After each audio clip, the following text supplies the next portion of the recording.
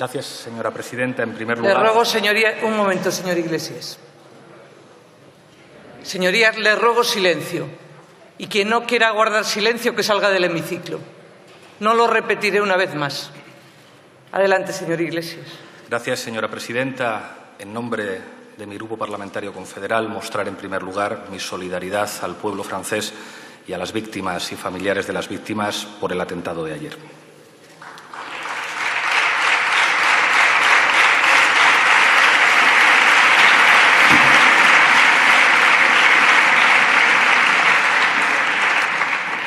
Me llama la atención que para algunos el acuerdo del Brexit sea hoy una cuestión menor, en un momento en el que Europa vive una encrucijada que nos afecta. El acuerdo del Brexit se produce en un contexto muy especial y yo creo que muy preocupante, al que seguramente deberíamos hacer frente con un tono más tranquilo. El contexto que permite el Brexit es la falta de alternativas a las políticas antisociales que han generado graves problemas en los sistemas políticos europeos. A día de hoy, el auge de la extrema derecha en Europa, a día de hoy lo que representa Salvini, lo que representa Le Pen, lo que representa el Brexit, es el fin de la diferencia europea. Si Europa en algún momento aspiró a ser el lugar donde los derechos sociales y los derechos humanos existían.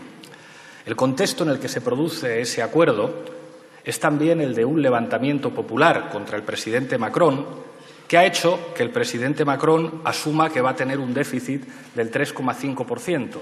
Me llama la atención que nuestros amigos de Ciudadanos dijeran que nuestro acuerdo de presupuestos podía ser un problema porque no llegaba al 2% y, sin embargo, se asuma con normalidad que en Francia va a tener un presupuesto del 3,5%. Yo quisiera que mi país tuviera la misma capacidad de hacer política que Francia y creo que este es un tema no menor en el contexto de un acuerdo que creo que podemos asumir que no es bueno. Es un acuerdo que vuelve a poner los intereses de los grandes capitales y de las multinacionales por delante de los intereses de la gente. Es un acuerdo que se inscribe en una crisis de legitimidad del proyecto europeo. A propósito de Gibraltar, tenemos que reconocer que algunos avances se han producido y tenemos que elogiar una cierta firmeza del Gobierno, aunque nos parece insuficiente. Defender la soberanía es defender a la gente. Defender a España es defender a los españoles y, en este caso, defender a la gente del campo de Gibraltar. Históricamente, las soflamas patrioteras de algunos gobiernos de este país han servido para que la gente que trabaja en el campo de Gibraltar sea más dependiente del peñón y para que esos 13.000 ciudadanos tengan una situación de pobreza y de precariedad que debería avergonzarnos a todos aquellos que nos llamamos patriotas. El patriotismo, aunque a algunos les cueste entenderlos, no va de banderas, va de defender a la gente. Nos hubiera gustado, eso sí, que el Gobierno hubiera tenido la misma firmeza que tuvo con el asunto de Gibraltar a la hora de defender los presupuestos que acordamos en Europa.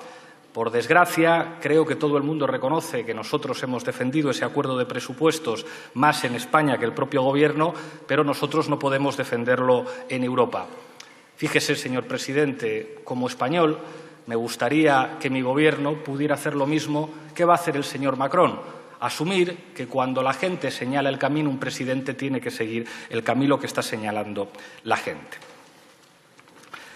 A propósito de Cataluña, que es el tema que parece que interesa más a todos los grupos parlamentarios, creo que tenemos que asumir con tranquilidad que hablar de la cuestión territorial en España es hablar de una cuestión histórica, una cuestión que ha estado presente cada vez que se ha abierto un periodo democrático en nuestro país, que la crisis territorial es algo que es habitual en nuestra historia y que seguramente tendremos que asumir con algo más de naturalidad y con algo más de espíritu constructivo.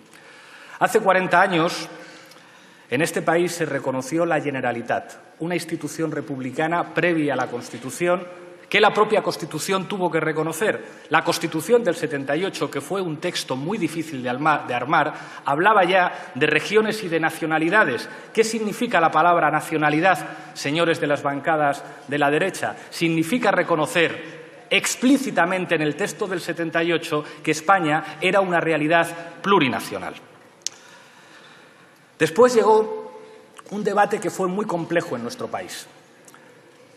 El término nacionalidad histórica estaba previsto solo para algunos territorios. Y en Andalucía los andaluces salieron a la calle un 4 de diciembre y ese espíritu llevó a un 28 de febrero que hizo que en nuestro país se construyera una realidad territorial compleja, una realidad territorial que venía a partir de la gestión de conflictos que son consustanciales a nuestra forma de ser como país. Y llegó el café para todos y llegó el Estado autonómico. Y seguramente es un modelo lleno de defectos y seguramente es un modelo agotado y un modelo que no fue capaz de darnos una Cámara de representación territorial y que siguió concibiendo el Senado como una Cámara que formaba parte del cementerio de elefantes que necesitaban los viejos procuradores franquistas para tener una salida profesional y que en estos 40 años no hemos sido capaces de convertir en una Cámara de representación territorial.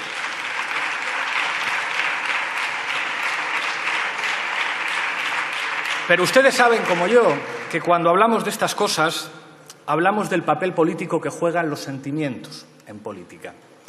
Y creo que no miento si digo que los que tenemos responsabilidades políticas tendríamos que ser capaces de lidiar con algo más de responsabilidad con lo que representan los sentimientos a la hora de configurar la realidad política.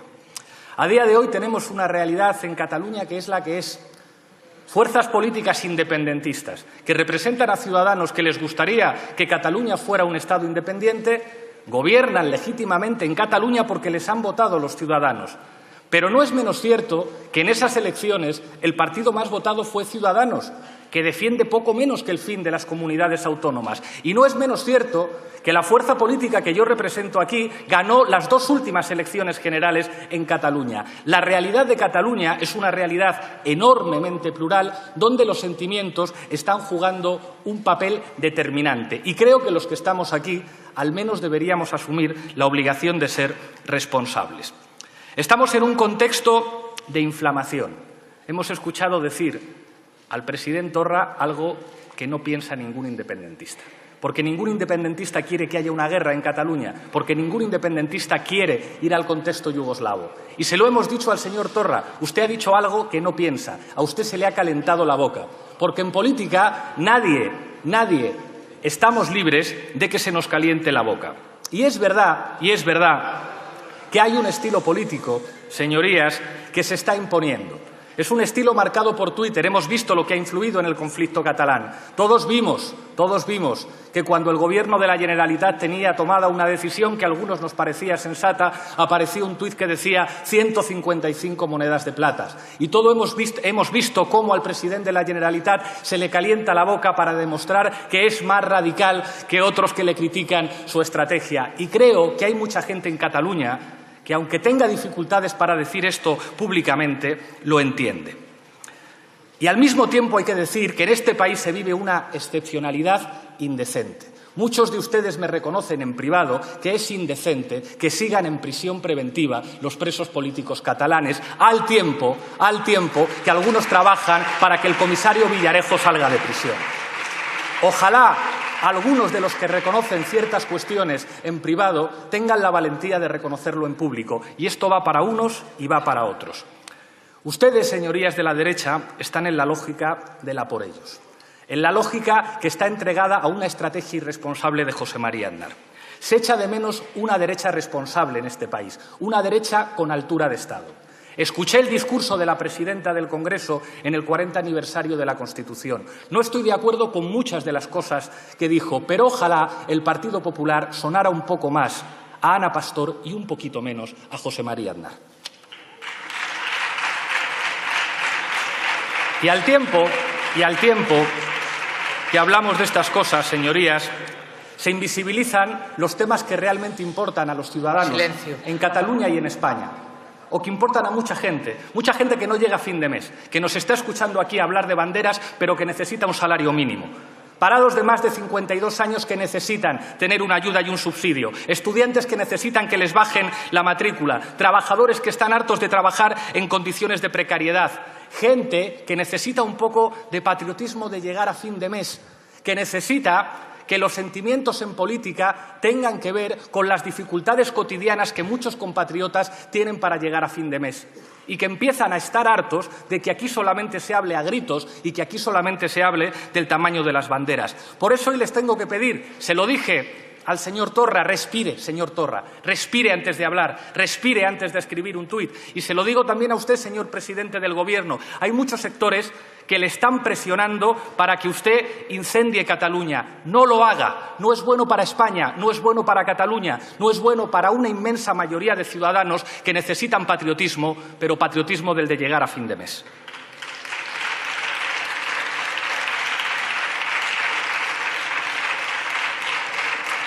Fíjense, voy a recordar algo que me dijo un político que no es de mi partido y con el que tengo muchas diferencias. Cuando me reuní con el señor Urkullu en la Lehendakaritza, me dijo algo que me ronda la cabeza desde entonces. Me dijo: un buen acuerdo nunca es satisfactorio para nadie. Ojalá, expresiones tan sensatas empiecen a formar parte de nuestra cultura política. Un buen acuerdo nunca será satisfactorio para todos, pero creo que en este país hacen falta más acuerdos. Y creo que en la moción de censura que hicimos aquí se construyó un horizonte de país. Ese horizonte de país, para sacar a los corruptos de las instituciones, dio esperanzas a mucha gente. Convirtamos ese horizonte de país en una posibilidad de dirección de Estado, en un compromiso histórico entre los que pensamos diferentes para frenar la reacción patrocinada por Aznar y sus tres partidos. Convirtamos ese compromiso histórico en un reconocimiento de que España tiene que ser plurinacional y que tiene que haber un Estado que compartamos todos. Convirtamos ese espíritu de la moción de censura en un nuevo estilo.